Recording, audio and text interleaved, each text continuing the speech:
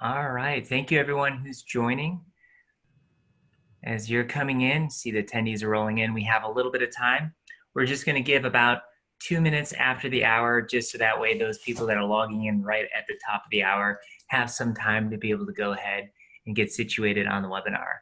But would like to welcome you to the Leadership Through Crisis series, Veterinary Loans and Your Options. We'll get started here in about 5 minutes, so 2 after the hour. So please get some water, take a break real quick for biofunctions, and we'll get started here shortly after the top of the hour. Thank you.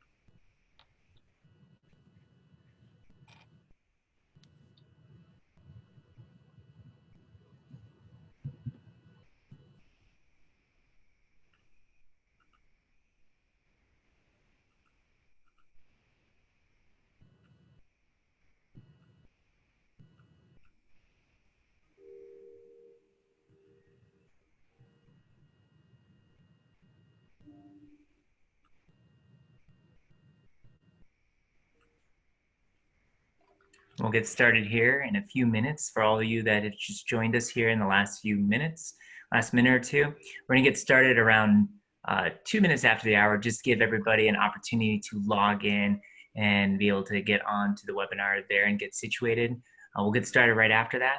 You may hear some church bells or bells in the background. I live right next door to a church and it is noon according to those bells. So if you hear that, a little serenation there for you at the top of the hour. But we'll get started here in about 3 minutes. So go ahead and grab that last coffee, last glass of water, and I appreciate you all joining today, and we'll get started shortly. Thank you.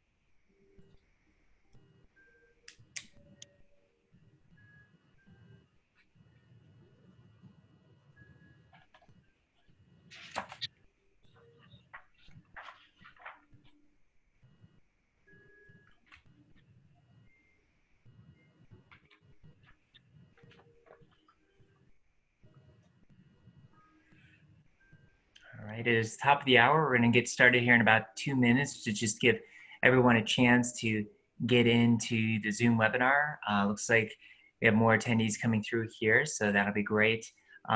This is being recorded, so if you wanted to be able to review it later, it is an on-demand ability for anyone who's here. Also, if you're here, there will be CE credit awarded to as well. We are taking attendance through here via your registration, so you would go ahead and work with the organization that you heard this, where it came through, and that CE is being credited. You may, if you were on the one last week, there's notification that went out. So we'll be doing that and sending you the information you need. So that way, as long as you registered for this webinar, you will get CE credit. So thank you.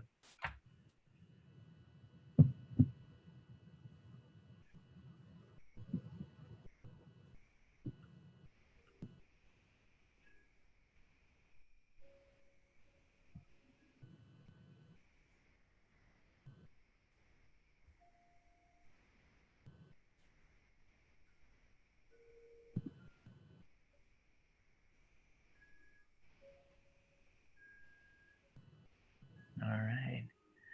Well, according to my Verizon Wireless, it is 12:02. So wanted to go ahead and get started. My name is Joseph Corey. I'm CEO of Omni Practice Group. You are on the Leadership Through Crisis Veterinary Loans and Your Option webinar. So thank you for attending here today. We're just going to do a quick orientation this time, going through everything. And if you do hear bells in the background, no, you're not hallucinating. I live right next door to a church and it is noon and they do ring every day. So I did not know that until I started working from home for the last 2 weeks. So that's something to be able to listen to while we're getting through the first 5 minutes. So if this is your first time on the webinar today, Omni Practice Group, we're a veterinary practice broker, commercial real estate broker.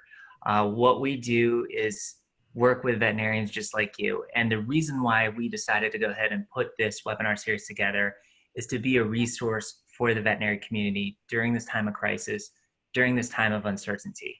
The whole reason why we want to do this is to provide you free of charge resources, experts, and information, factual information to be able to help guide your veterinary practice through these times.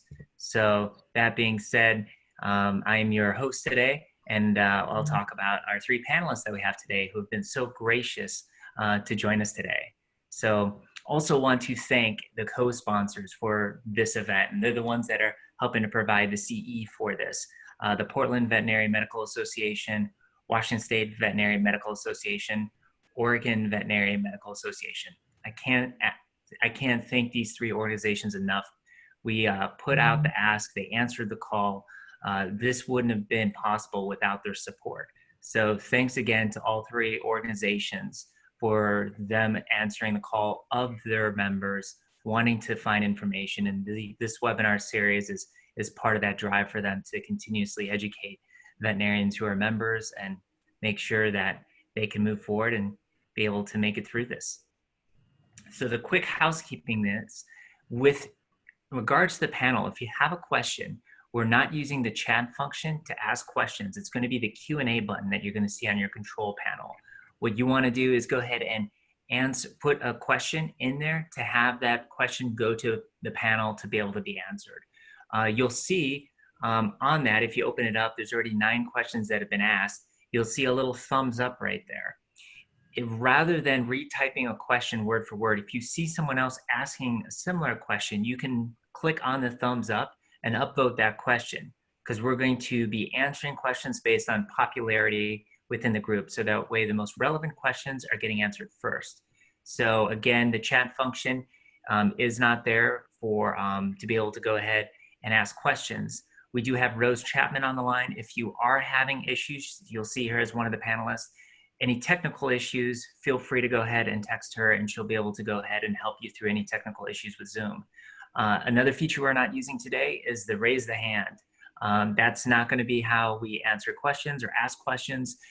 Again, I would point you to the question and answer format there, and you guys are doing a great job. I already see 13 questions up there. So be sure to not necessarily type the question in word for word. Be sure to just go ahead and do the thumbs up right there.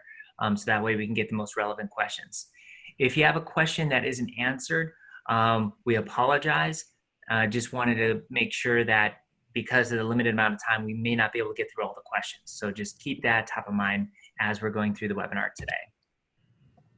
So I wanted to go ahead and move here to the next slide. All right. Another thing too is we are going to have a survey at the end of this, and it'll pop up on your screen right after you click out of the webinar.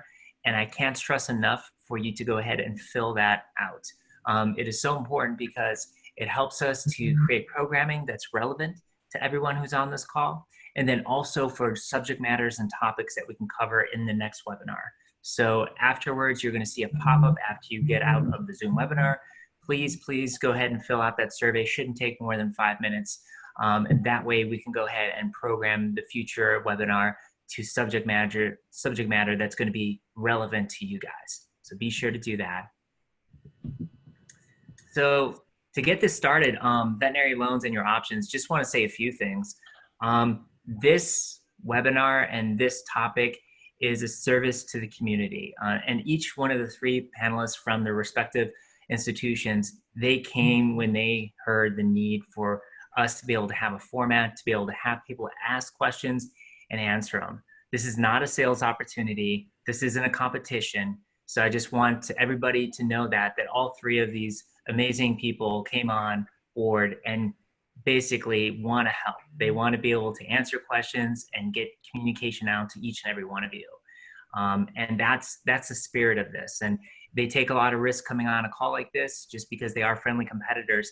But I can tell you each one of these people who are on today, I've known for at least 6-7 years each. They are top class, and they want to be a service to the community with this call. So I just want to acknowledge all 3 of you and thank you for taking that risk and coming on board here and giving your time to answer those questions. And this gives an opportunity for the community to ask questions. And because some of the questions may not have answers, we're going to get into that today. Not all the guidance is out there. Not every question that you may have today can be answered.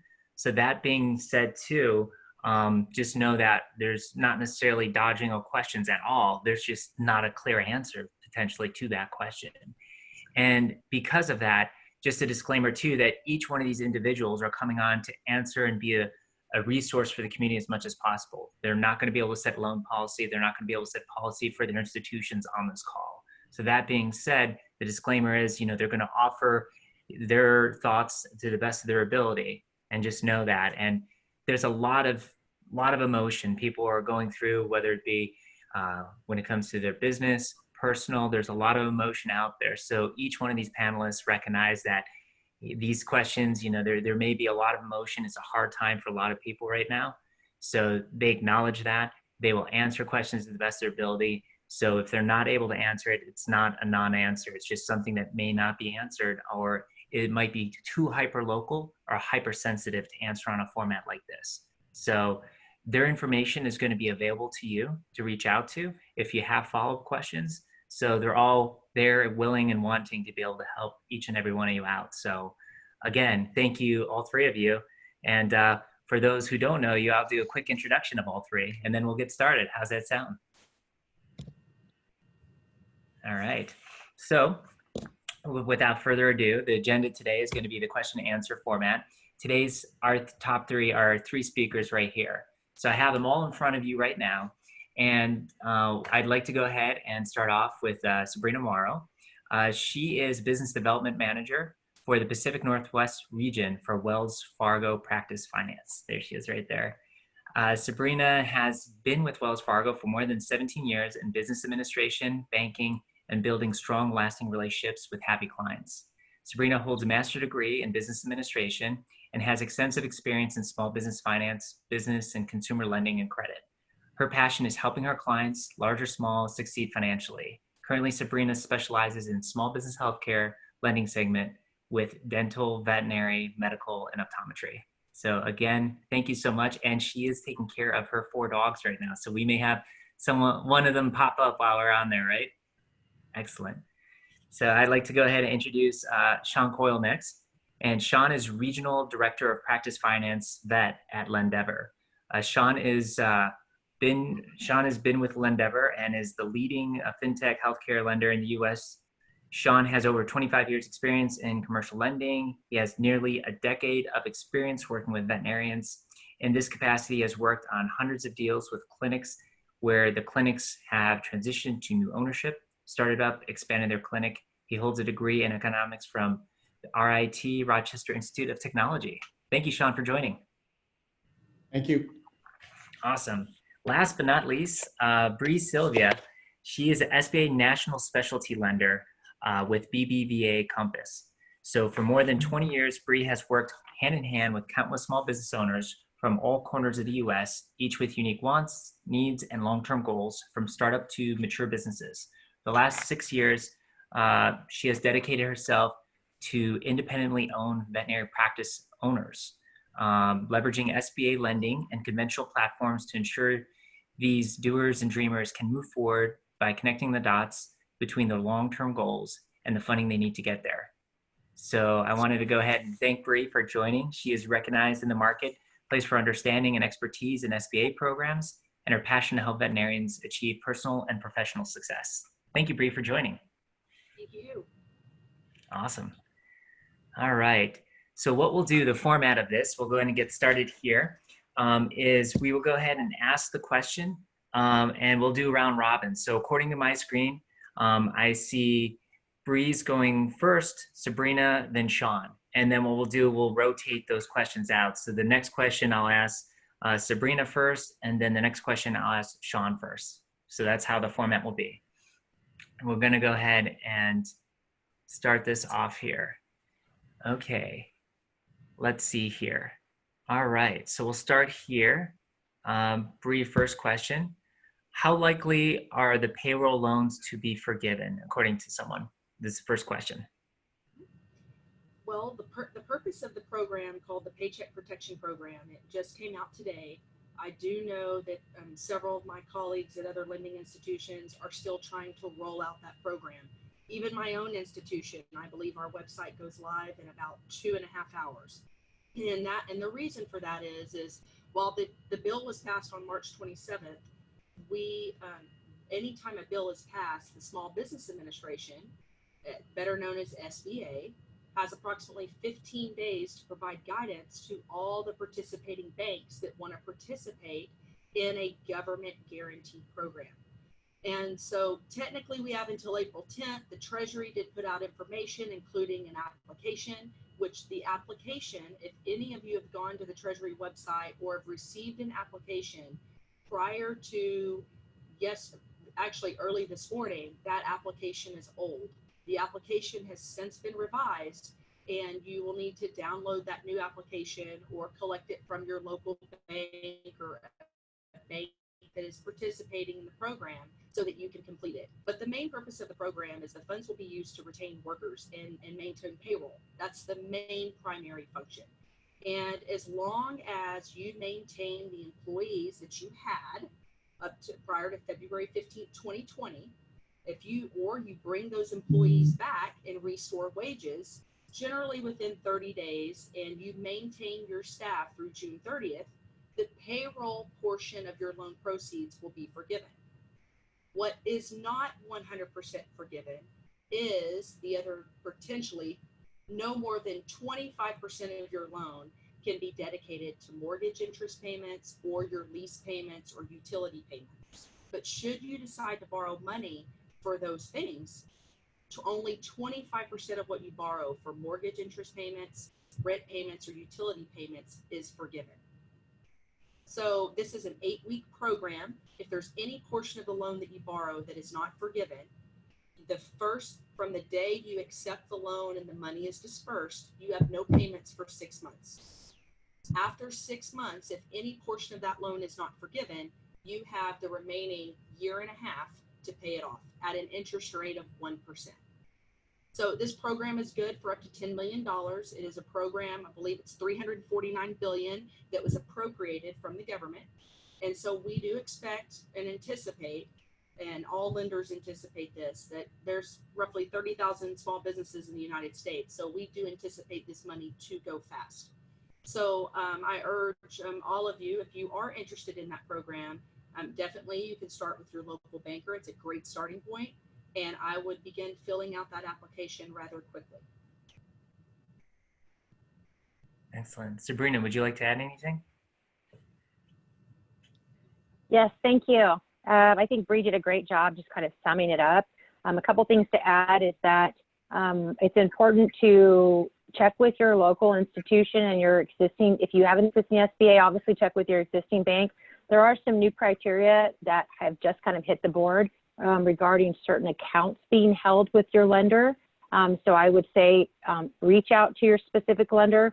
There may be a difference between those who hold a loan with one particular bank and hold a business account with another as to where they need to go for that, because the SBA is being direct deposited in a certain business account. So just, again, check with your local, your specific lender, or either both. If you have a loan with one and an operating account with another, make sure you check with both. Thank you. Awesome. Sean, anything else? Yeah, I mean, to that, I've seen a lot of good stuff out from attorneys on this too. So, as far as the parameters of it, I'd also, if you have counsel for your clinic, be checking with them and your CPA besides your local bank. Awesome. All great advice. Thank you. So this question is the most popular. It might be one for CPA or a tax lawyer. I don't know if this is one that we can really answer. I guess this is probably just more hypothetical. So if the DBM is in a PLLC, how can they compensate themselves fairly while taking out loans and grants to pay staff and rent? So I don't know if that's probably going to be one more because it's a PLLC, and I'm assuming, I don't know if they're being taxed as an S corp or not, so it's not defined in this question. So I'm thinking Are there provisions, a greater question, are there provisions within the loan that you can pay yourself as an owner with the SBA program? I didn't know, Sabrina, if you had that, or anybody else. You can pay your, well, I'm sorry. I know, Sabrina, that was the second question, so I want to be respectful. So please chime in. Go first, and I'll add my commentary. Go ahead. Okay, you can pay yourself, and one of the key particulars that you'll need to understand is if you have an employee or you are paying yourself a W-2 wage or compensating yourself more than $100,000, how you would calculate to determine if you are eligible through the Paycheck Protection Program. There are other bills and stimulus bills that have been signed, but through this particular program, you would take the last 12 months or preceding months of payroll that you had. And if there was any individual that earned greater than $100,000, you would be capped at $100,000. So if that individual earned $125,000, you would deduct your total preceding 12 months of payroll minus $25,000. Per each individual was over $100,000, it's capped. And then you would divide it by 12. And once you get to that number, you would then multiply times 2.5 times. Now, I know that seems very confusing as I tell you this verbally, but Rose does have a cheat sheet that she's going to share with everyone on this side that is here, and it will help guide you and provide a level of framework to determine how much you are eligible for as it relates to payroll. But that is also owners included. Gotcha. Thanks. So I was just going to add that in recent conversations with CPAs, and I would recommend to anyone on the call, please reach out to your CPA to confirm and validate the information. But the understanding is that if you are a W-2 employee, you do count as an employee. And so I know the application was just recently updated. That may or may not count as the number of employees, but that you can count that wage. And then back to Bree's point, up to that 100,000, just like you would with any of the employees within your practice. Thank you. Awesome. John, anything else you'd like to add? No, I mean, yeah, obviously, so you're definitely gonna be able to compensate yourself fairly. I mean, and you'll probably be capped at the 100,000 because that seems, I'm sure most PLLCs are probably operating as an S corp. So they're gonna have to, you are a W-2 employee and you'll be in that calculation. So you will be able to pay yourself. But once again, that's something with your CPA you wanna talk about, because then you get into a whole other thing down the road with fair compensation as an owner. Gotcha. All right. Back to you, Sean. When it comes to, looks like, how can we best use SBA and other relief options to retain staff through this shutdown? So it sounds like it's multifaceted, like you had mentioned, all the different advisors you should be talking to. So what would be your advice to that prospective veterinarian across the table from you? Well, it's obviously is to use these programs to retain your staff. It's who knows what, I mean, part of it is the government's trying to help people here, and keep the money so it doesn't go unemployment. So you want to retain them, and that's why they're doing these programs. And the other thing is we don't know how we're going to be on the other side of this. I mean, it was a pretty tight labor market, especially in this industry. So when this is all over, it's always hard to find good people. So you want to make sure you're using these programs so people are compensated, so that they feel that you did something for them that was available, especially if they're talking to their friends at other clinics that maybe, that if you didn't do it and the other clinic did and it worked out well for them, when this labor market heats back up, people are going to remember that. So I would, make sure that you are doing these programs and not just turning them off and saying, hey, unemployment, because it might have a longer effect on your business than you realize when it comes to, employee retention down the road. Then Bree, what would you add to that? I would agree, and I've heard from several veterinary CPAs, and there's a lot of talk about the Family First Coronavirus Response Act. I know very little about that, to be candid with you. I know enough that if you do maintain your employees, that if you have an employee that for some reason or another, maybe they have a family member that was impacted by COVID-19, perhaps they've been quarantined. Of course, we know many have children and perhaps their school is closed or daycare is closed.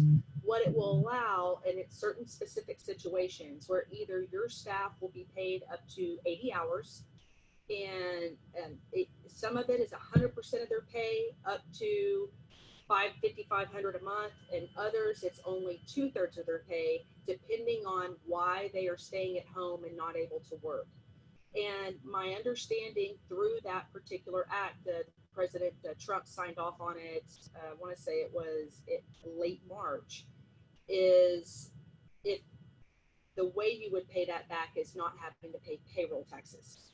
And should you have paid out more than what you were having to pay in payroll taxes, you can request that the government accelerate your payment.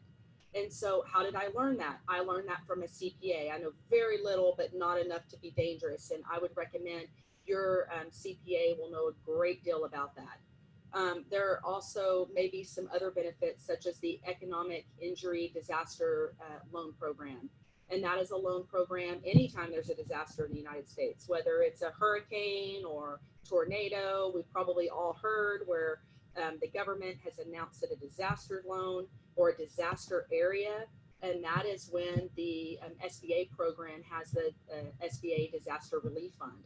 And that is a program too. It will allow you to borrow up to $200,000 without a personal guarantee. No tax returns are required. However, you do have to pay it back. So there's a lot of different programs out there. And of course, CPAs keep their hip very close to this. They're constantly on the IRS website and looking at programs to benefit their clients. So I would definitely lean in on your CPA and see what they recommend. They know your tax situation, your tax basis better than anyone. Great advice. And Sabrina, anything else you'd like to add to that? Awesome. No, I think it's been said. Thank you. Awesome. All right. So next question is for Bree. This is the most popular one here in terms of the available ones. And this is, if a staff member voluntarily resigned to go on unemployment FMLA type leave, how does that affect our staff numbers when applying for the PPP loan? I do not believe that it does. However, my understanding is if you are a company of less than 50 employees, you are exempt for certain qualifications.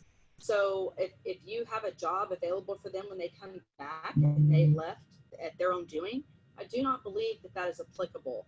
Now, I must say, this is a program that was created within the past week. We did get guidance this morning. It was roughly 31 pages. I do not know all the intricacies of it. That's a very technical, detailed question. But if I put my just what my mind tells me, or based on that question, I do not believe that that would be counted against you. Gotcha. Anything, Sabrina, would you like to add, or Sean? You know, I would just make sure that you're keeping documentation of all that stuff. Just because, you know, right there, the guidance on it is very gray. And obviously the purpose of this is to give the people the money to pay their staff and not, you know, not stick them with the loan at the end. So you don't know, we still don't know what the government's going to require at the end for some of this stuff. So I would just, you know, have that documentation when they did resign, you know, have it clearly spelled out in a letter.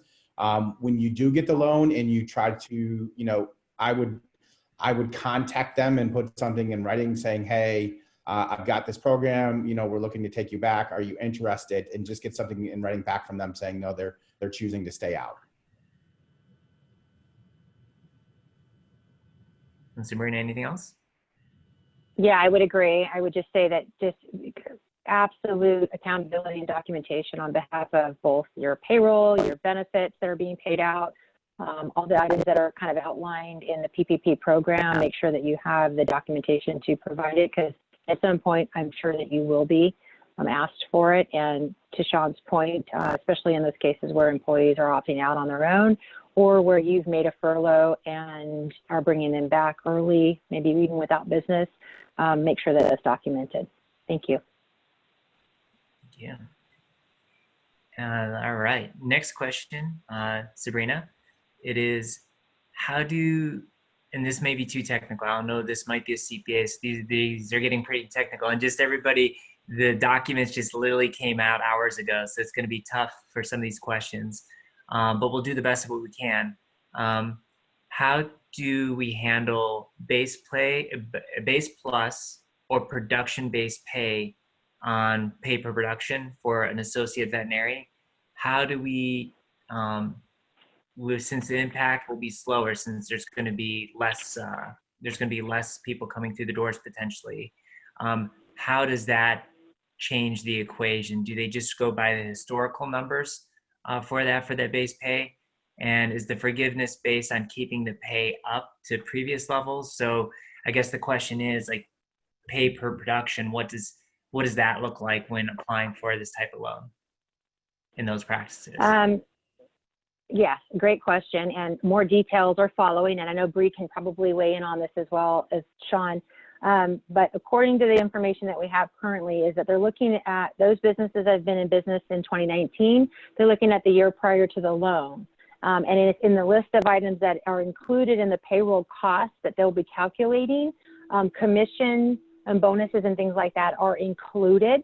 So they're looking at the holistic payroll costs to include health benefits that are on a group plan, certain 401k match and things like that as a total payroll cost, and then they're averaging that out. So to the question particularly, granted there are, like Bree said, more pages this morning that we need to filter through, but according to the government site and their direction, those averages in terms of commission would be looked at as a whole for the last 12 months prior to the loan. And then there's some differences for those businesses that have just been in business as of 2019. So I think that, I guess the answer to that would be, it appears that they're included according to the government document already displayed, more to follow. Gotcha. And Sean, anything to add for that?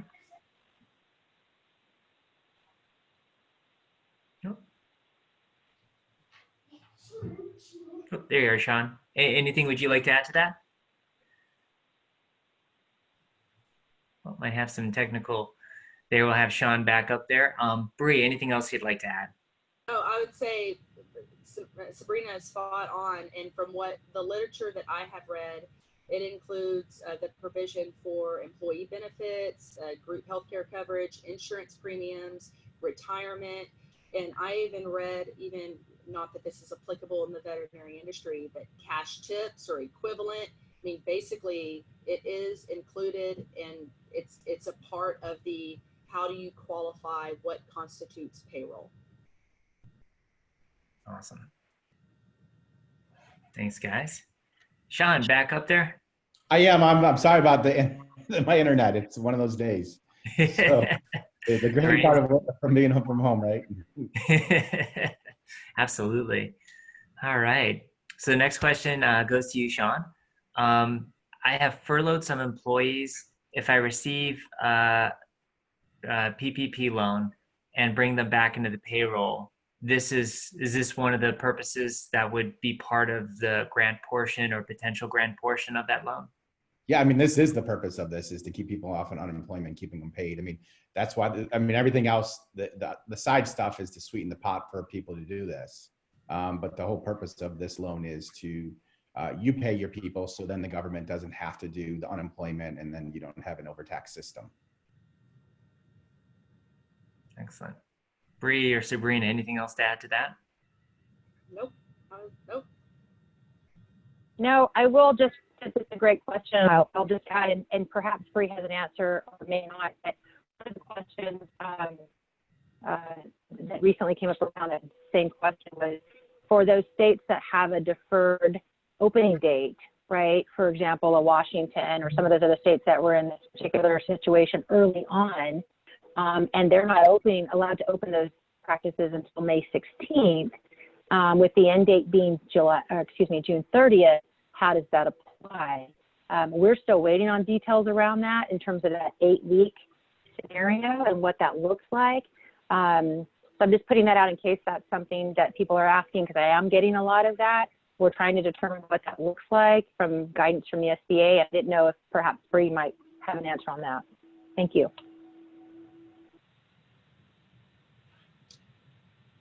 I do not. At this point where we are, and I'm sure there's going to be a lot of technical questions that are going to be submitted to the SBA district offices for clarification. But as long as you bring back employees and restore their wages, and they're maintained through, well, June 30th has been the date. My understanding is that payroll portion that is borrowed is forgiven. But that is such a technical question. You're right. I'm not sure that that we have specifics on that. That's probably going to be a independent question, Sabrina, as you know, that will have to be submitted to the SBA for further guidance. Awesome. All right. All right. Next question for Bree. So let's see here.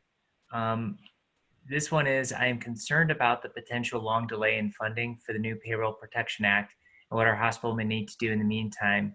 Can we obtain funding from the PPP, as well as enroll us in and our employees in the specific state worked programs so that we can go ahead and act now? So I guess the question is, there's concerns, maybe talk about what that funding may or may not look like, and can they enroll in other programs within their states while they're applying for this?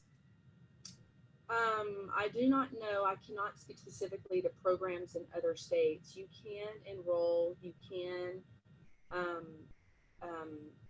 apply for the Economic Injury Disaster Loan Program. I do know it offers up to a $10,000 grant. You can apply for that loan. But if you do apply for that loan and simultaneously apply for the PPP loan, then a portion of that economic injury disaster loan would have to be refinanced. Of course, there are other loan programs. There are 7A loans, and Sabrina, of course, has her products and programs. But I would say for a bank, I can speak to our bank. And I think most banks are in this situation. For any of you on this call that have an existing SBA loan and your loan is not in deferment or is not in liquidation, part of the CARES Act included the agency or the SBA paying for the first 6 months of principal and interest payments. I know a lot of banks, including my institution, are deferring payments. They've turned off the late payment calculator. They've waived ATM fees. They're offering credit cards and lines of credit. Their reduction in home equity loans or deferments on the consumer side. And I think, and I try to speak for most of the banks, especially larger institutions, we're all very sensitive because we're all in this together. And banks are doing a lot because they know there are a lot of people in need. And of course, small business is the pulse and heartbeat of America. I'm not familiar with the state programs, Joe, but those are the things that are occurring right now within the banking environment. Gotcha. Thank you. Sabrina, would you like to add anything to that? I know I'll concur sincerely with what Bree said. I know Washington has a workforce program. They're still looking at the particulars of how that will play into either the EIDL, which is the EIDL program, the initial release set out by the SBA, and then that rolling into the CARES Act. But I do know that there are plenty of clients and practices out there that have enrolled. I can't speak to all the different states because they're each their own. And to Bree's point, yes, if you are working with any of the wonderful institutions here on this call or any of your own, I would certainly say with whatever loans you have, reach out directly to your lender. I'm sure that they have some type of program or relief program or substance available to you. Absolutely. Thank you. Then Sean, anything else? No, I think we covered it. Obviously, yeah, that's definitely something, with the states, that there's going to need to be some guidance between that and the government program. So. Totally. Awesome. No, thank you. So Sabrina, next question is to you. When it comes to these SBA program loans, are they going to have influence on other loans in the future? Examples are remodel, building a practice, purchasing real estate. What sort of relationship, what sort of things do you have to be cognizant of? And if you are going to get one of these, like the PPP program or EIDL loan, what do you have to know in getting further, maybe 6 months from now, a relocation or expansion loan? Okay, so I think that's a multifaceted question and a great one. I think that we're still unfolding what that looks like, right? But at the end of the day, when you're working with your lender, all debts are going to be considered when you're looking at future lending. I think that when you are looking at these extraordinary circumstances and you're weighing your options and your choices, make sure you're reaching out to your financial advisor, make sure you're reaching out to your CPA to kind of strategize and strategically plan the program that you're enrolling in. The PPP, while it's great, it may not be the answer for every business out there. The EIDL might be the same. There may be other resources out there for you that could work. I just say that that is something I think that is more of an intimate CPA and financial advisor conversation. With regard to the lending, will it penalize people? I can't absolutely say no, not at all. But with regard to leverage on any practice, whether it be this situation or, you know, any scenario of others, those debts are going to be looked at.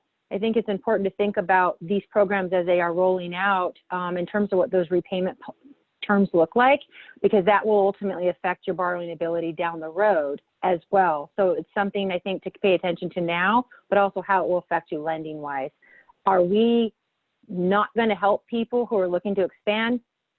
I can't speak for the other institutions, although I probably know the answer. Absolutely not. I've got applications coming in daily for people who are planning expansions as of today with regard to everything that's going on, because they're planning for the future and they've got time to do it. So I think it's a case by case, and I don't know that it's going to harm them as much as it's like with anything, right? Thank you. Thank you. Sean, I know you just, I didn't know if you caught the question or not there. I did get it. Yeah, there was a little break in, but yes, I did get it. I say it honestly, but I'm serious. I mean, as long as you're not committing fraud here and you're doing, something with the money that you're not supposed to, I don't see down the road a lot of, this being, negative for you down the road. If you do the PPP right, the way it's set up is to be forgiven. So that's not going to be there. I guess it's going to be the other programs, when you get into these disaster relief loans, which are a little bit more longer term, that's good. That is, you're going to have to say, if you need it, you're going to take it. And I think if you take it and you need that much more money, that's anyways for moving until you get that paid off anyways. So I don't think it's going to penalize you because I think the situation is going to dictate, how longer, the clinics are closed or we're in this economic situation are really going to dictate when you're going to be able to expand. And if we're in good times, then I don't think these, you'll be seeing these loans and then you're going to be able to expand. So I would just say, make sure you're doing these loans properly because if you do something or if someone says, hey, this is a great way to, get an extra 30 grand from the government without them knowing. And someone tells you how to do that, because they're not looking, they're sliding that's going to cost you down the road. And that could stop you from getting a loan because if you get hit with some type of, and they're always going to use the term fraud, even if you thought you were just trying to sneak one by them, that would definitely prevent you from getting a loan. So. Awesome. Bree, anything else you'd like to add? Yeah, I would say it comes down to the individual practice and the individual owners. And also to your local community, your geographical area. I would say every practice I've talked to is felt like they've been hit a little. But I would say in certain areas of the United States, it may be, I just talked to a borrower yesterday and he's planning to expand. He needs a larger facility. He's outgrown and he has had his best month in March, but he knows his worry is more, what's April? It's eventually going to probably slow down. And so my response would be, you're always going to have lenders that lend. And this is why it's probably more critical and more important now than ever that if it's great to have a relationship with your local bank, and if you love your local bank and they take care of you, there's nothing wrong with that. But even more so now, in a time where we're all living in this new world and we're not really sure we're not there yet on seeing the light at the end of the tunnel. We know we're going to make it out of this, and we know at some point we'll get back to normal life. The question is when. And so this is a great opportunity to reach out and know Sean Coyle, know Sabrina Morrow, get to know other people that are dedicated to your industry, because you may find while your bank is wonderful, you know all the people there, they may have a different credit box during this time. They may start to tighten up. They may not feel comfortable in lending. I feel very grateful and blessed that received a phone call yesterday, and unfortunately, not good for him, but his bank informed him that they are not lending at this time. Well, we are. And so I speak to everyone here on the panel. I know for a fact Sean and Sabrina's institution are actively lending. But it's about, for us, I think all three on this panel, it's about smart capital and borrowing smart. And does it make sense and planning for the future? But I would say from a credit perspective, I just spoke to my chief credit officer day before yesterday. From a credit person who's a number cruncher, you know, they may think the world is ending. It is, I should say, uneasy times for them, because it's not, we're not out of this yet, and knowing when we're going to get out of this and the ripple effect. What effect is this going to have, not only on our borrowers, but on future applicants that wish to apply? Totally. Thank you, guys. All right. Great answers, by the way. Let's see here. There is, let's see, this one is regards to, and this is a great question, but it'll be one we'll answer next week. Just what to do with employees that have a fear of contracting COVID-19 and don't want to come into work necessarily right now or after this is done. So that's more of an HR question right there. And we'll definitely address that. Next week, we're going to be talking more on the HR side of things, preparing you, employee manuals, getting yourself situated for that. So it's a great question. It's unfortunately one that we're going to take a look at next week. All right. And I believe the next question was at this last question was that to you, Sabrina, or to Sean that we had this last one? I think that went to me. Okay. So I this one believe. will be for you, Sean. Do you have to exhaust cash reserves to qualify for loans for these disaster loans, this would the EIDL loan, as well as the PPP loan? No, I mean, this loan is designed to keep people employed. So I haven't seen anything where they're asking for, you know, a test on what the cash reserves are. That would just be too complicated to figure out. So. Excellent. And Bree and Sabrina, anything else to that question? No, I haven't seen any guidance around liquidity requirements or verifications with regard to the government loans that are being put out. Good question, though. Awesome. All right. So this next question is around the retroactiveness of the PPP loan. So Bree, this one is asking, will loan amounts be retroactive to April 1st for payroll if we don't receive them until May, for example?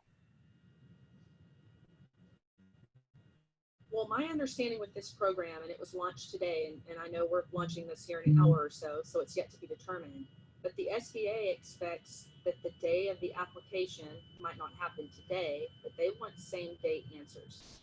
So different than the EIDL or the Economic Injury Disaster Loan Program, where you have up to 72 hours to answer, the SBA's expectation is you will get an approval or an answer within the day. Now, because this is what makes it tricky, and Samantha spoke about this earlier, you can call your local bank and they may be participating, they may not. You could call a very large institution, and they're only assisting borrowers that have a loan and a deposit relationship. You can call another bank, and they're only helping customers that have deposits at the bank. And I think a large portion of this relates to the regulatory environment in banking, where you have to comply with the Bank Secrecy Act and anti-money laundering and customer identification programs or know your customer, all of which every veterinarian on this call would not understand or know. But if you were a banker, you would, because we're highly, highly regulated. And the whole intent of this purpose of this program is to get the money in the hands of business owners as quickly as possible so they can pay their employees. And so that's why you see banks requiring and saying, we're only helping our customers at this time, not because they don't want to help people that are not customers, but because those that are not customers, it's going to require a great deal of additional documentation, bank records to 941 statements to all kinds of documentation, just so they can meet the bank regulatory requirements that are associated with any lending program. So I'm not sure if I answered or addressed the question, but when you talk about is it retroactive to April 1, you're really using the last 12 months of your payroll as a barometer of how to derive at what you're trying to borrow.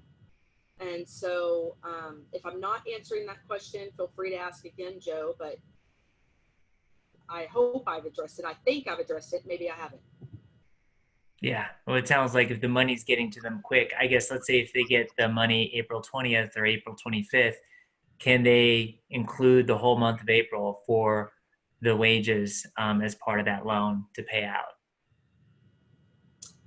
I'm not, well, I don't know. I would need more guidance. I'll lean in on the other two panelists because my interpretation of the program is we are utilizing 2019 payroll. So not what your payroll was for April. So you would look at your annual 2019 payroll minus anything, any wages that are above $100,000 on one particular employee or owner.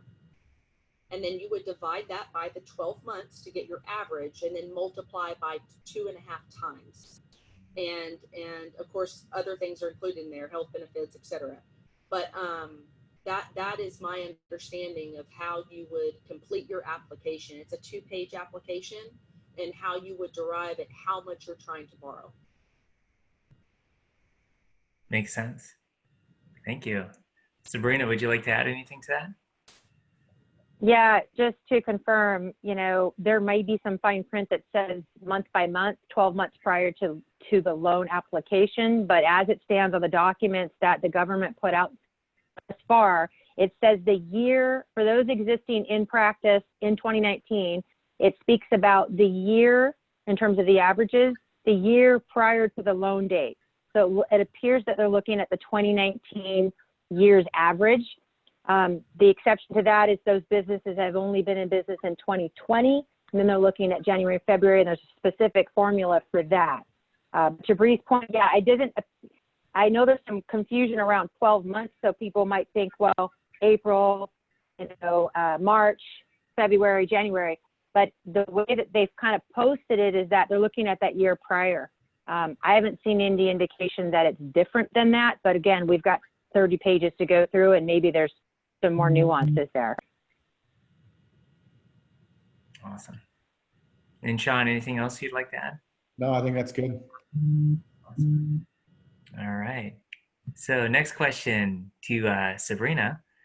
Let's see here. Are employee health insurance premiums considered a payroll expense as part of the PPP loan there?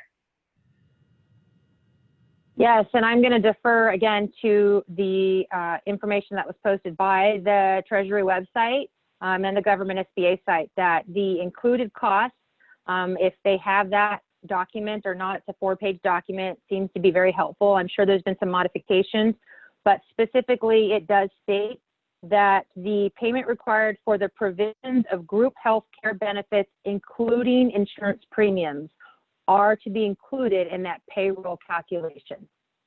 So that's great. Yeah, that's great help. And then anything else, Sean or Bree, that you'd like to add to that? I don't know, is it still two? Uh-oh. There to throw that in there. Oh, Sean, we lost you there for a second. Could you repeat that one more time? Oh, can you hear? I say all the employing them, so I believe they have their retirement. We got part of that. One more time. We'll try one more time before we can reestablish connection there.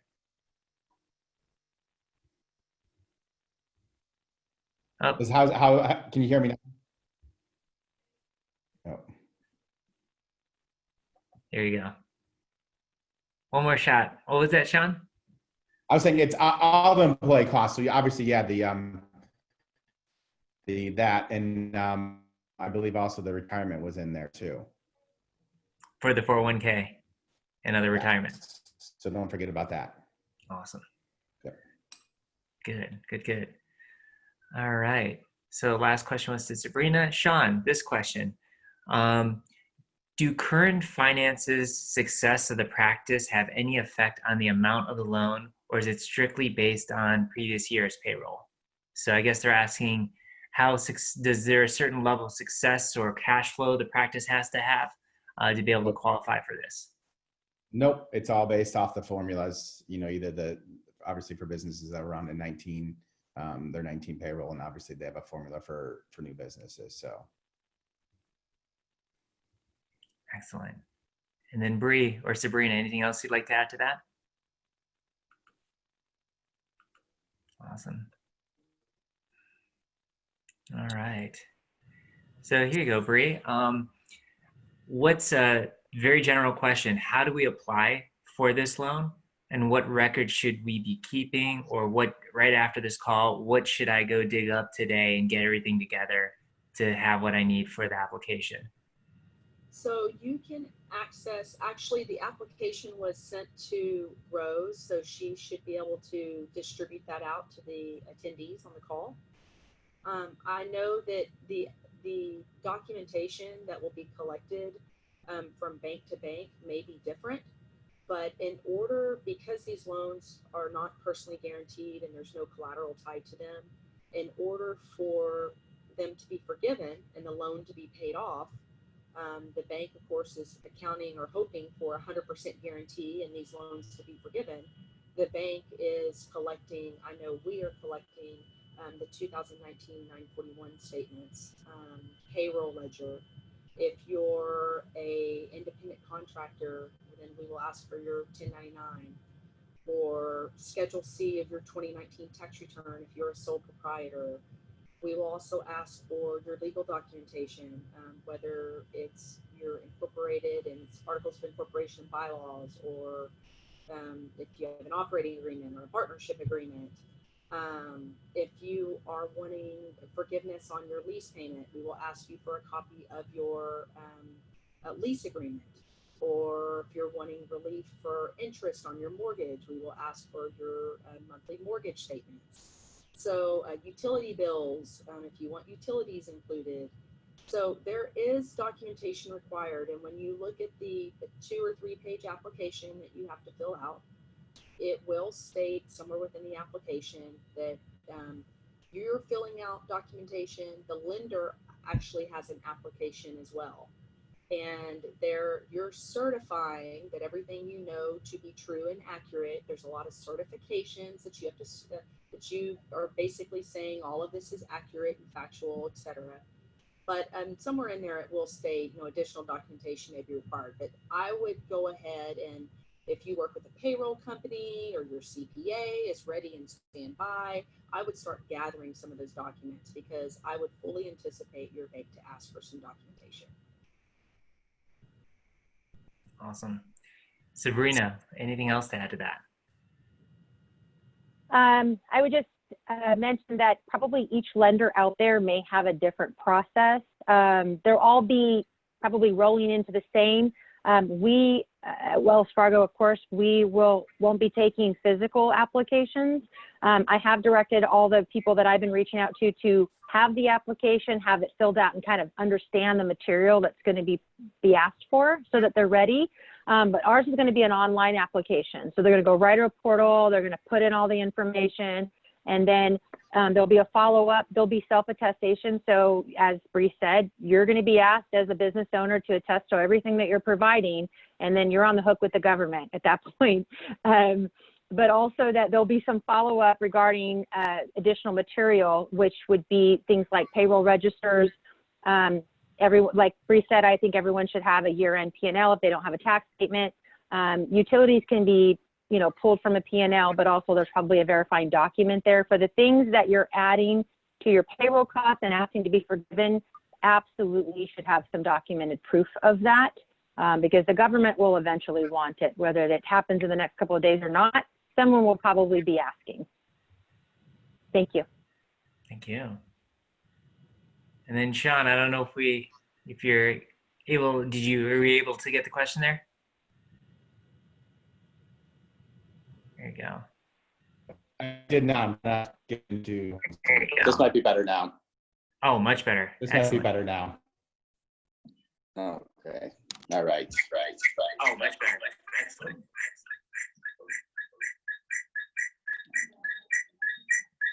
All right. I think it's you have the two windows open. So if you shut the window off, it looks like on the computer. Can you hear me okay now? Yeah, better. Okay. All right. I switched to my phone. Excellent. Sorry about that. No, it's all right. Let's see here. What we'll do is we'll move on to the next question. And let's see here. So the last question was with Bree. And so Sabrina, this one, I don't know if this is going to be, it's a technical question. So there may not be an answer for it. It's a Washington State question, and they're asking, we have had some employees apply for emergency unemployment due to reduced hours. So we would have them stop their unemployment and restore the wages if they're going to go forward with this PPP program. If we don't have any hours for employees, and by that question, I believe they're insinuating there's no work for them potentially, do we still pay them the wages based on 2019 levels, or how would that work under this program, the way it's structured? Yeah, I've actually had that question several times. I would say particularly around that is a CPA question, because there's some tax laws involved with how they're paying those employees, what the ramifications are around the unemployment, and then they can still obviously apply for the CPP if they're bringing those employees back prior to the deadline. But I think that the bigger question is what are the ramifications for the unemployment insurance that the employees have taken out, and then also how that financial piece works with regard to taxes. And I believe that would be a better CPA question or answered question. But thank you for the vote of confidence. And then Sean, anything, Sean or Bree, anything else on that?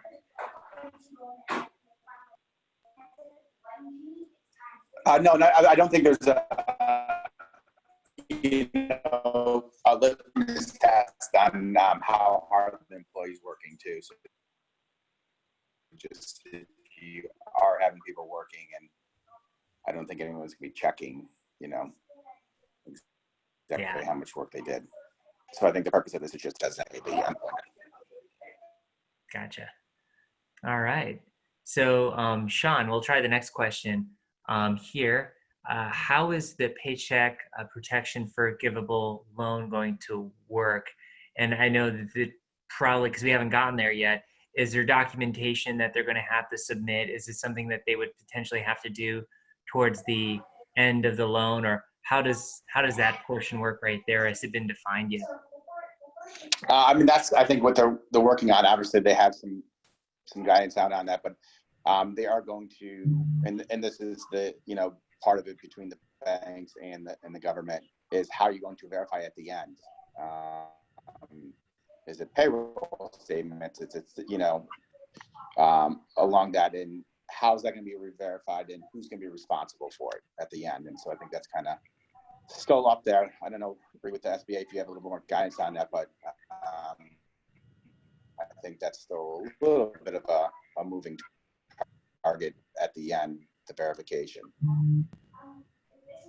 Gotcha. Bree, anything that you heard out there? I haven't heard specifics. Of course, we're all going to eventually find out, right? But I would imagine a payroll ledger, including each employee during a certain time frame. And again, that's speculation. I may be wrong, but I do not know specifically. But we will certainly find out. But I would say most critical. This was obviously called the Payment Protection Program, and so this is to keep employees employed and wages for owners. And so my best advice is to keep records related to payroll and be prepared that you will be asked, because there's billions of dollars that are being forgiven here. And so I have no doubt that the lending institutions will want some form of documentation, but I don't know specifically yet. Yeah. Anything else, Sabrina? No, I think we're all in the same boat. I would just caution or mention that there is some, and hate to push you to a website, but there is some really credible material on the Treasury site with regard to the CARES Act and the forgivable portion of that. And if anything, that can help you get document prepared for the things that you may be asked for later, to include, not because we're talking a lot about payroll, right? Because that is the first piece of the PPP, and that's intended to help you keep your employees and continue in business. But the forgivable portion of the loan is also, it's inclusive of the PPP, but it's also inclusive of those other things that Bree mentioned earlier, which are certain rent, mortgages, and interest, right? Or lease payments, certain utilities, gas, transportation, internet, those electricity, those types of things. And then there are a few other items. So I would recommend that anybody listening in today would get on the horn, get that criteria built out, and then make sure they have that documentation ready to go, because I think it'll make it a lot smoother for them when they go to apply and beyond that. Awesome. Good advice. Awesome. All right. So this is one, Bree, in this particular case, and this may be in different parts of the country, that it may be a reality, where currently the practice is staying financially sound, but they're applying for the loans in case the situation changes in the next few months. So it sounds like this practice is still doing pretty well. Financially, they haven't had too much of a dip.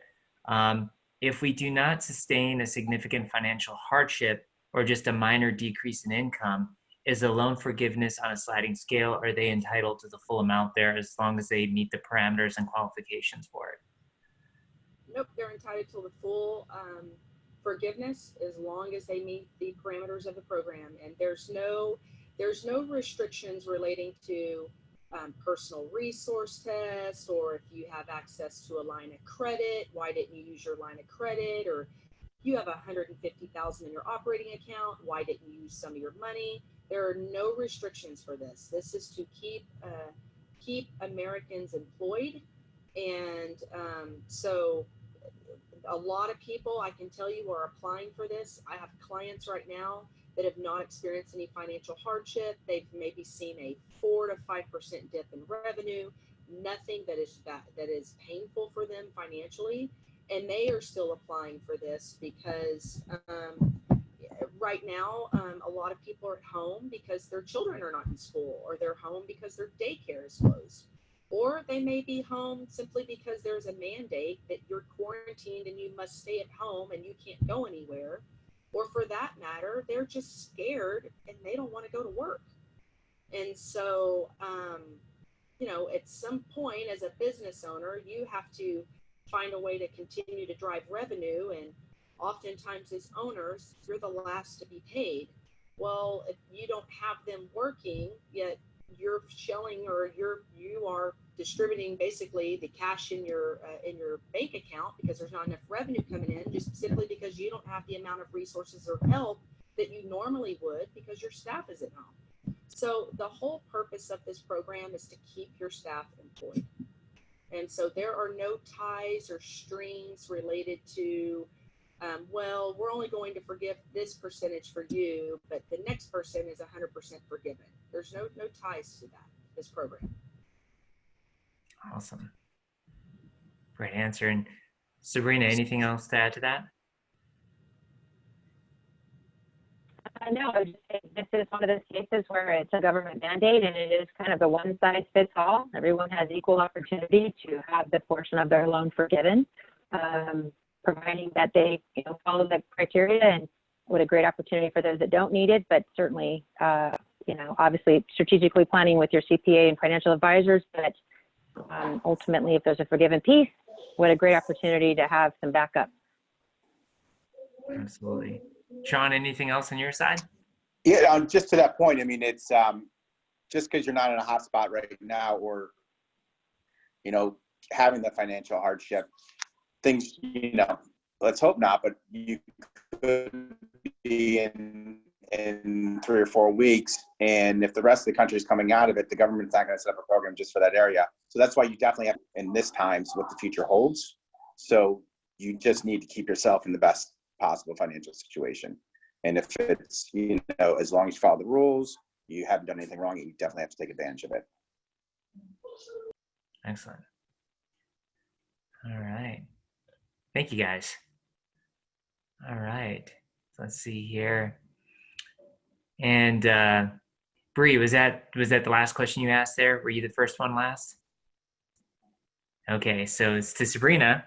When it comes to shareholder distributions, are they going to be allowed as part of the PPP qualifications? So I guess shareholder distributions, not necessarily, it looks like, and there's a lot of assumptions here. I'm guessing it's an S Corp.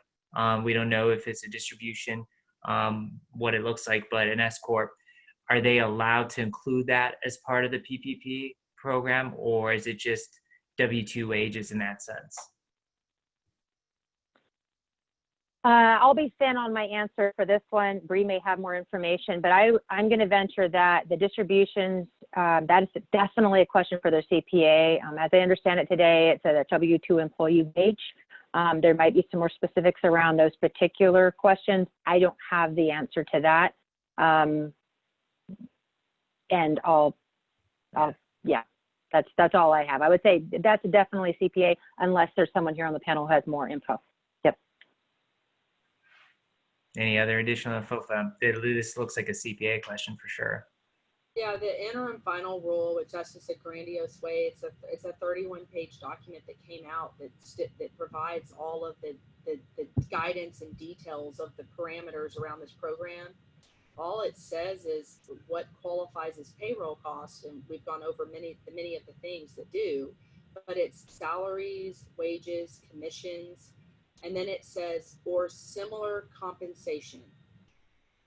So I would defer to the CPA as well. There's no real specific guidance on that. Yeah. Sean, anything else?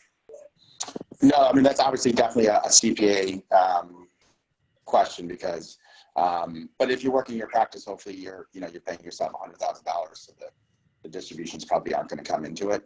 And then the is if you are and you do have a positive net income, you can, I believe, take the distributions for yourself because you've already built that up in previous years. But that's definitely guidance you get from your CPA on. Totally. All right. So Sean, next question is to you. We may not have this answer here, but they were asking, they don't have federal loans, but they have private loans for vet school. Are there any breaks or programs since they've recently been put on standby employment by their employer? Didn't know if you've heard of any private loan programs out there, if they got through a SoFi or Nelnet, something along those lines, rather than a federal student loan. Yeah, I mean, I'm unaware. I mean, that's obviously each private loan you'd want to contact your lender. All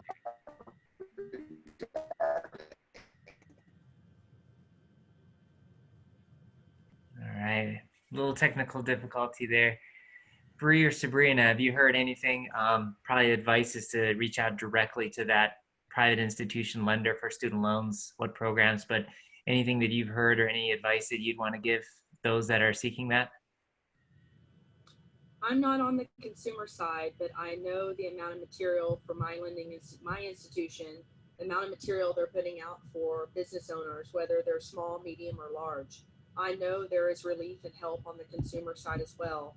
And so my recommendation is if you have a private loan, reach out to your lender. I can't imagine they wouldn't do something. Obviously, if this was a federal loan program, you would not have a payment for, I want to say, the next 6 months. That was part of the bill. So I would like to hope the lender would work with you. And I think that's probably a case-by-case basis, because the lender is going to do what the lender is going to do. And every lender, of course, is unique and can make their own decisions.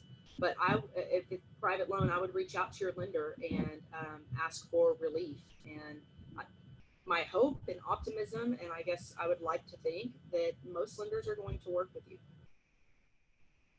Totally.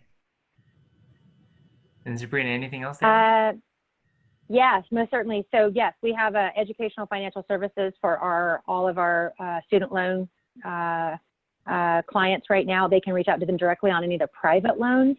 Right now, Wells Fargo is not consolidating the federal loans, partly because we want to make sure that the applicants who are holding a federal loan right now are able to take advantage of the federal loan relief that's out there, right? And there's some real specific rules about those consolidations. So, but if you do have a federal loan, I would reach out to studentaid.gov. That's a great website, gives you some real particulars on that in terms of your federal loans. And then if you have a private loan with Wells, by all means, reach out to your statement number, your ESS number, and they will be working with all of our clients in regards to some relief. And then, of course, whoever, SoFi or Navient or whoever you're working with. Awesome. Thank you. Awesome. All right. So next question is for Bree.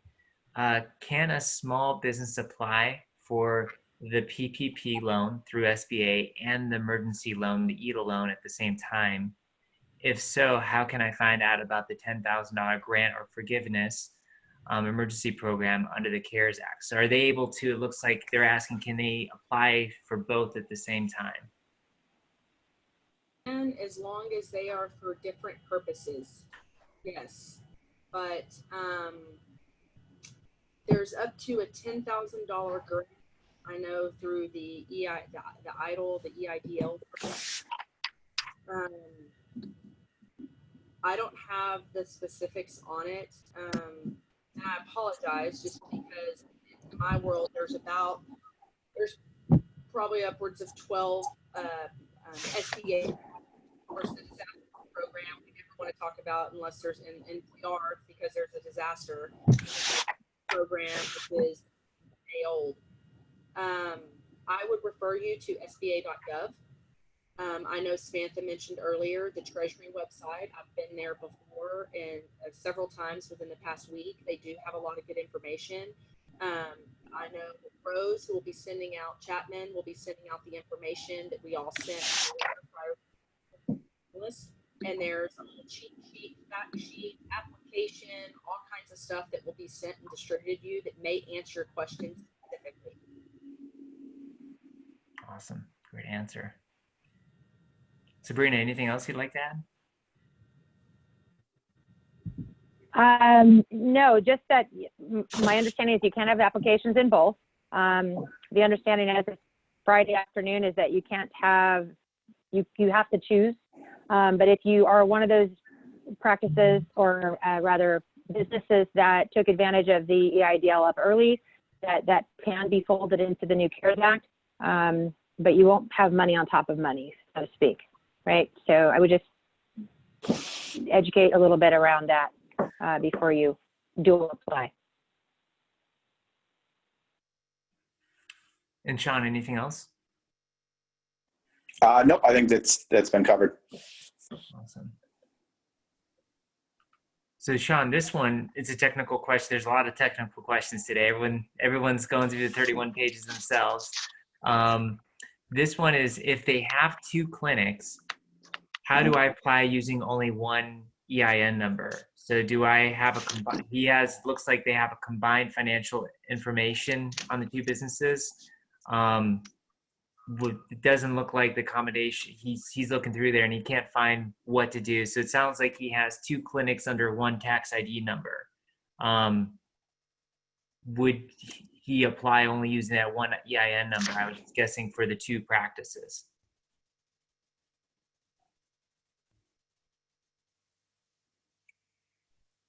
You're gonna have one name, and you're gonna have your payrolls when you report your taxes. That's your payroll for the two, for the two clinics. So you would, because it's based off. They're gonna be looking at your 2019 business, and they're gonna be looking at that payroll. So, I believe that's what they're gonna be going off of. So you would just apply for it under the one, because it is, in the eyes of the government, it's one business.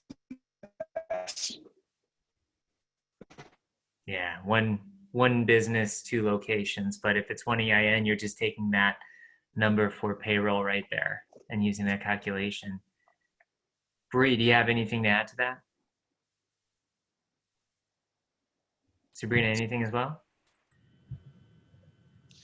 Awesome. Okay, so here's another question, and we're getting close here. It's 1:18, so we have about 10 more minutes left for questions. What we'll do in the last 5 minutes, so we'll have 5 minutes where you guys can have if you had that veterinarian across the table from you, what advice that you would give today, what action items they should be doing. So we'll have that at the very end here, so each one of you can talk individually to each person on this call that way.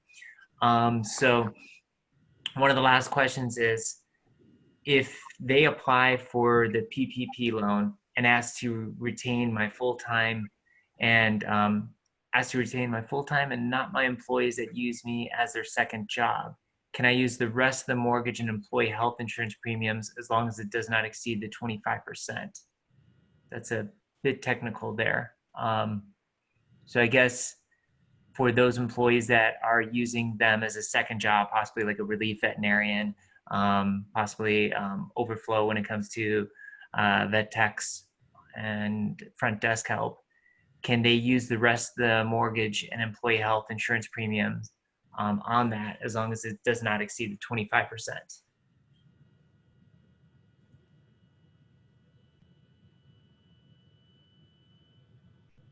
I don't know, that might be a CPA question right there. Do you have any thoughts on that, Bree? Or my thought is, initially, in accordance with the application, they're going to ask for,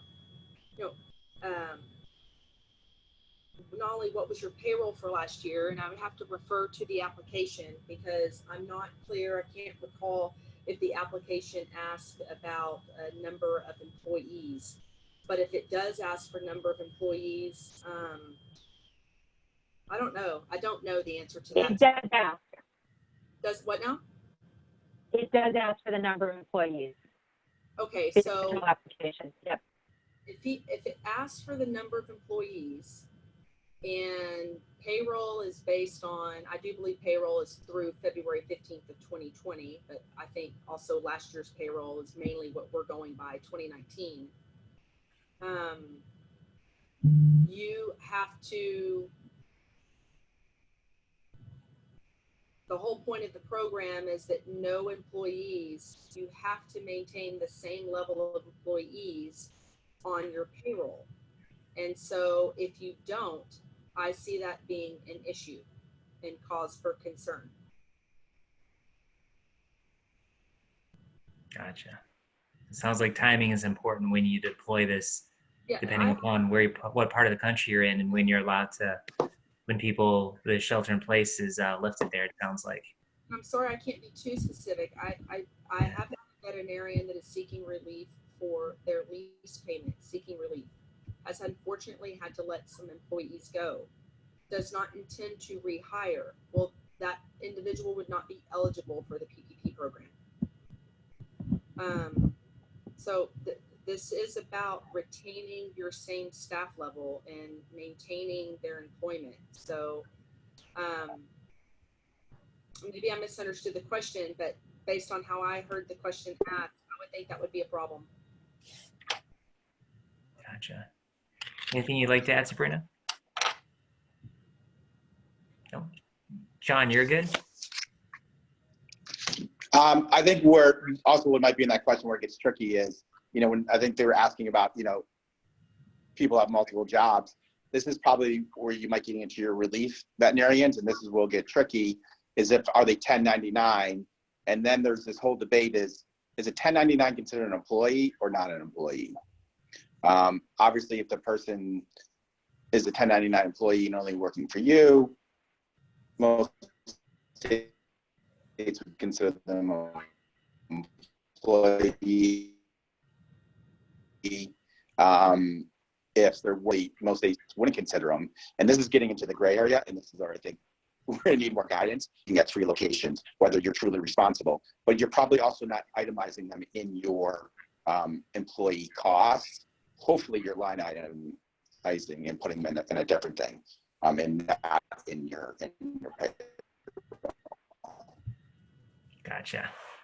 And Joe, a 1099 employee is not a part of the payroll because a 1099 employee owns their own company. So if they need relief because they have lost wages because the practice no longer can hire them, doesn't need them at this time, the 1099 contracted employee can apply for a PPP loan. So independent contractors, they can apply for a PPP loan because they technically have their own business and can work anywhere.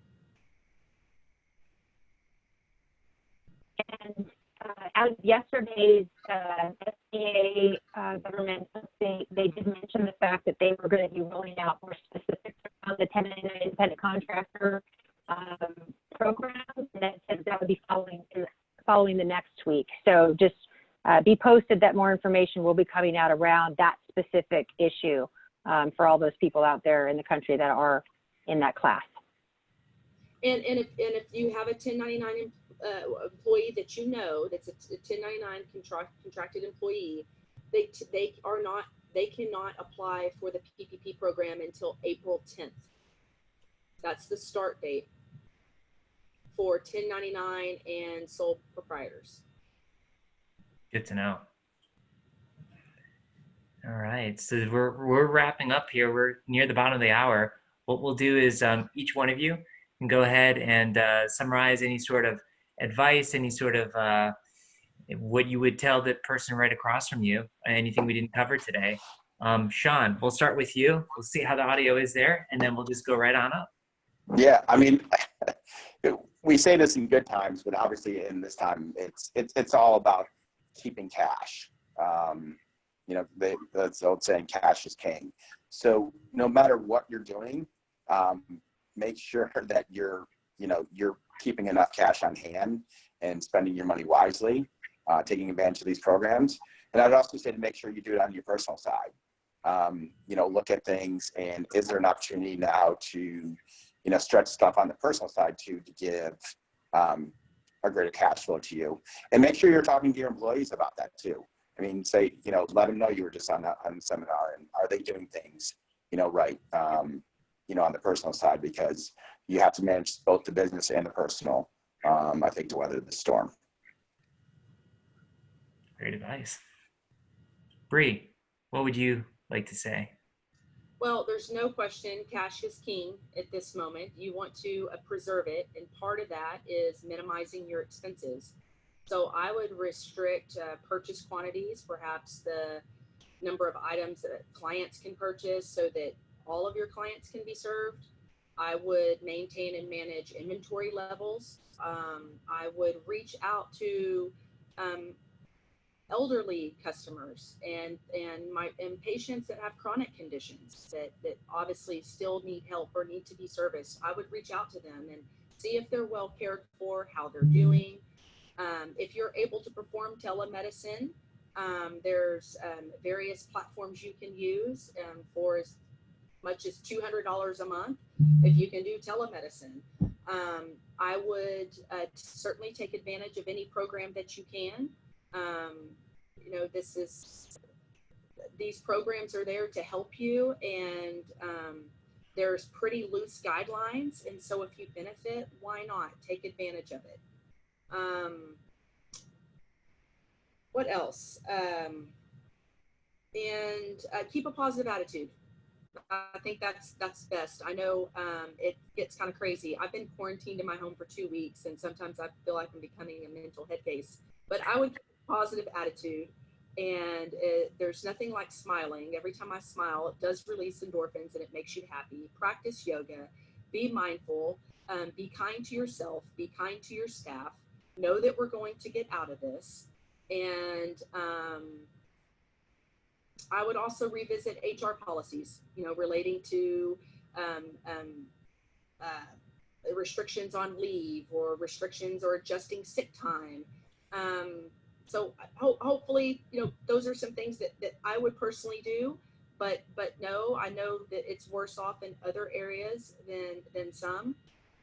But I'm really optimistic. Maybe I'm more optimistic than some, but I really do feel like we're going to flatten the curve.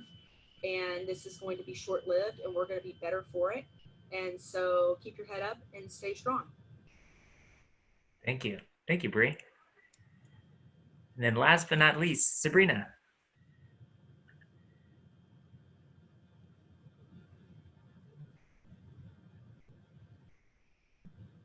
I'm here. Sorry about that. There you go. Yes, gosh, I mean, reset everything. No.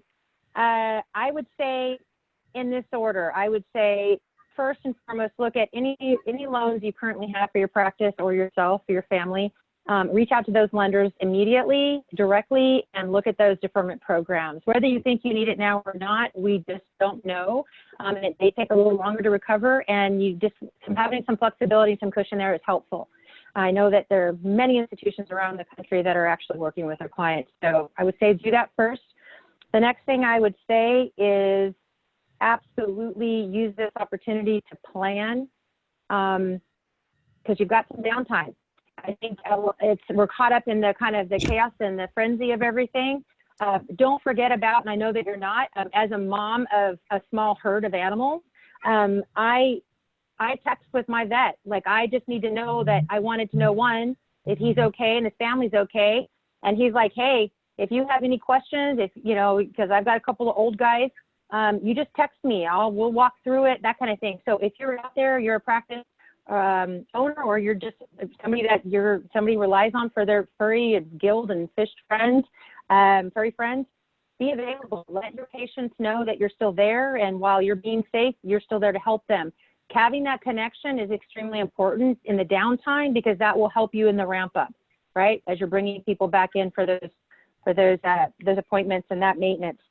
The last thing I'd say is the stuff you've been putting off. I mean, we have these really busy lives, and if anything, can be scary, but it could also be a little bit of an eye opener. There's some stuff that we've all put off, and now's the time to maybe do that, whether it be in the practice, put some planning together, like Bree said, review your employee handbook, your HR. You've got some time. This could be a good thing, and team build, because that connection that we all have together, that's what it really is, right? Human and animal connection. It's important. And then last but not least, I would just say, like she said, I'll leave you with this little image here. I don't know if you can see it. That's the motto there. So spend some time with your loved ones, with your animals, and know that all of the institutions out there are really, really vested in helping you succeed. And we're here, and this is not a sole practice or sole practitioner thing. This is us all together. And I really appreciate being able to be here on the call. Thank you. And thank you all. Thank you all for being a part of this. We just hit the bottom of the hour here, and thank you for your time, giving willingly on a Friday afternoon. You guys your phones are probably all ringing off the hook. Got probably 10, 15, 20 messages. So thank you again for spending an hour and a half with us here. Like to thank also the co-branded sponsors, the WSVMA, the OVMA, the PVMA, for being a part of this and getting this out to the membership. So wanted to thank everyone who came today. Have a great weekend. Be safe out there, and we'll get through this together. Thank you, Joe. Thank you. Thank you.